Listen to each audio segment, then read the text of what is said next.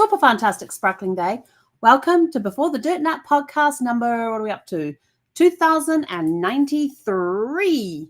Yes. And tonight's topic is showing up in relationships, legacy in real time. Now, the first two nights we were talking about our legacies, leaving our legacies and that sort of thing. Let's see, hang on, one moment, please. My notes are playing up. Let's see. We had on Monday, we talked about rooted in values, what guides me day to day. So what guides you day to day. Then on Tuesday, we talked about creating sacred spaces, about home, heart, and habits, how to create that sacred space for you to just chillax, relax, get back in alignment with yourself, ground yourself, just those really cool meditations and everything else.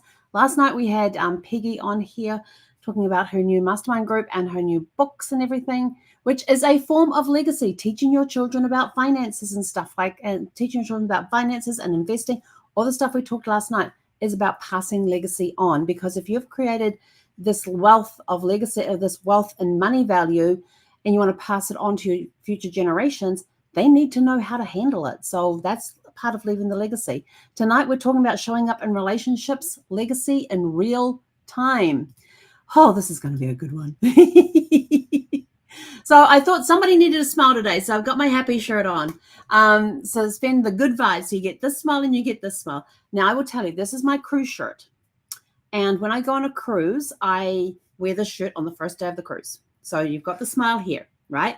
So I walk onto the ship, and I'm just walking on the ship. Facial expression like this.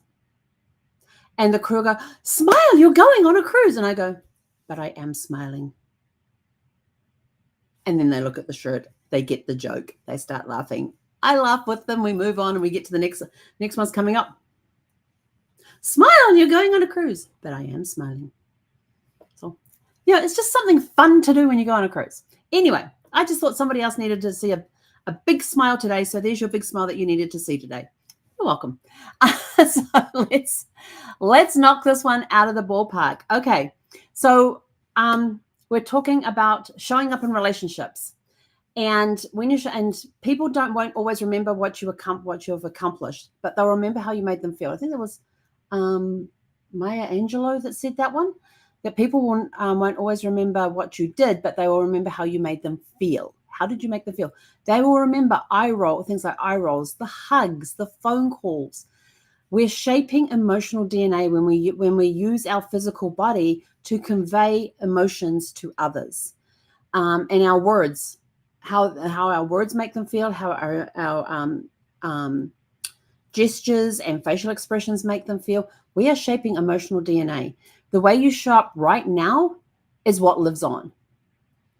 So, sometimes you might walk into a room and there is somebody that, you might be going to, this is one thing I used to love as a kid.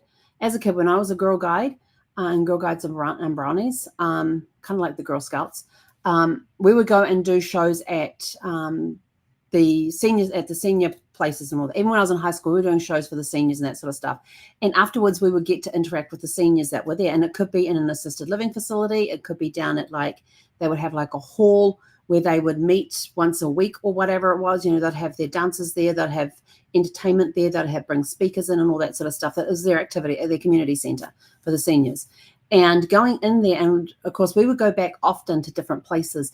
And you would see some of the people that you saw the last time, and you would walk in the room, and these people would break out in the biggest grins. They were so happy to see us because they knew what fun we were the last time we were there, and now we're back. But they greeted, and even when I went and visited my grandmother in the assisted living place that she was in before her memory went, she would just give me the biggest grin. I walk in the house with my grandparents and stuff and get the biggest grins from them. And they would grin at you like it was the best thing that had happened that day. They were getting to see their grandkids. Of course, it's the best thing that's happened to them that day. And those are some of the really cool memories that I have and I carry with me. The memories of my grandfather are sitting on his lap or sitting next to him with my brothers or my cousins and things, and him telling us fairy stories. He would take fairy tales and turn them into something completely different. They might start off the same, how a fairy tale starts off, but the ending was not how it was written in the books. But those are just some of the great memories that I have with him. And he did it from a place of love. And so I always remember those nice, warm feelings of being loved, being protected, being entertained by my grandfather. So, there's a lot of memories that you can have if you think about things like that. And who are you showing up for and how? So who are you showing up for and how are you showing up? Not everyone needs us the same way. Some people need us to be it needs to be a steady rock, a wall for them to lean against. Others, they need softness. They need you to put the kid gloves on and treat them just very gently. And some just need to know you're not going and need to know that you're not going anywhere. You are going to be there for them. So how you show up is how you should, sorry, those words just totally went out of my head.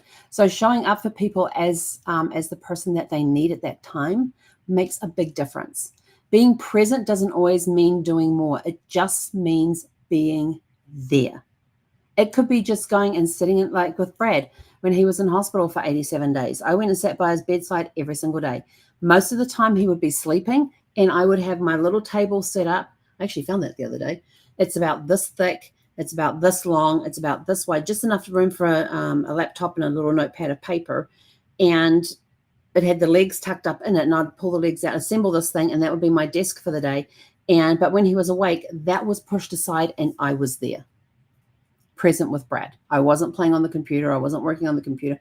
I was there for Brad. When the doctors walked in, the computer got closed and put to the side. Again, I was there for Brad. I was there with the doctors. When Brad was sleeping, I was still there.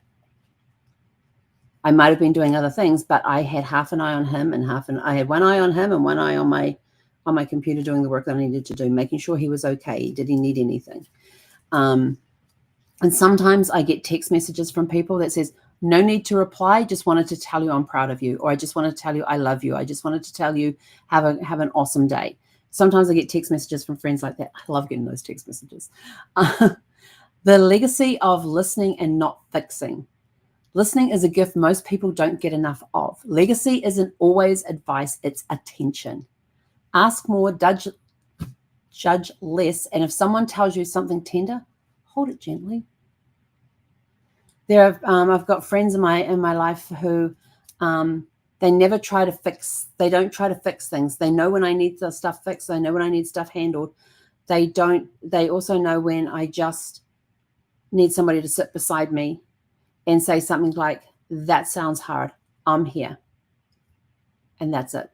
They give you the space and the air that you need to process whatever it is you need to process, and you don't need any input from them. Like with Brad, when I used to run into the family room and just sit down on the couch and go, I've had an idea. And I could literally see his eyes roll. And then he would turn to me and go, is this a brain dump? And do you need feedback on this idea? Or do you just need to vent? And I would say, and sometimes I would say, I don't know, which meant he's still got to listen because I might ask him afterwards. And other times I would tell him, I just need to get this out of my head. I don't know what's going on in there. Maybe later I'll come back for a refresh on this, but this just needs to get out of my head and out of my system now. And so he would just sit there. He would put aside whatever he was doing, usually on the iPad or the laptop or whatever. He would put that aside and he would sit there and give me 110% attention and listen to what I had to say. And then at the end, he would wait. Is she done yet? Is she not done yet? Is basically what he's thinking about. And then he would know when I would turn to him and go, okay, what do you think of that?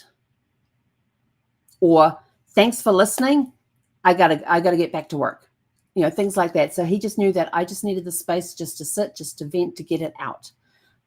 So his ability to be able to sit and just listen, but give me his attention at the same time was just an incredible gift. And it's something that I will always remember. Real-time ripple effects. How you show up today may shape someone's tomorrow. You might only interact with somebody for 10 seconds and just give them a smile. You could be the only smile that they might receive that day, and their day has suddenly become brighter because of that crossing interaction with them where you gave them a smile. Always smile at people. Even if they're looking sad or something, just offer them a smile. Sometimes, never know what that effect's going to have on them. A kind word now becomes a memory later. Being somebody who was there for a kid when they needed it, and didn't talk, and not talking down to them, but talking with them, being on their level and talking with them, being available to speak to that person and not speak at them or down to them, but with them, have a conversation with them. And just even half the time, just sitting there and being quiet and listening. That's all somebody might need. How to be more present without being overwhelmed. You don't have to be perfect. You just have to be with people. Put the phone down, ask a second question, make a safe space for them. I've got a friend, every time I have a weekly call with her, and every time we get on the call, she says, what can I hold for you this week? What can I assist you with this week? But usually it's what can I hold for you this week? But it means that I can turn around and say to her, this is what I'm having challenges with. And she says, let me hold that for you. And all of a sudden it feels like the burden's been lifted a little bit. The burden's been lifted, and it's sort of like, oh, I just pass it off to somebody. I don't have to worry about that now because I know they have it in their hands. I know they're going to pray over it, chant over it, whatever it is that they do with it, that they're going to hold that space for that for me this week. So my question to you, who's been showing up for you lately? And who needs a little more of your presence, encouragement, or honesty? And with that, we are out of here. Go out, have a super fantastic, sparkling evening.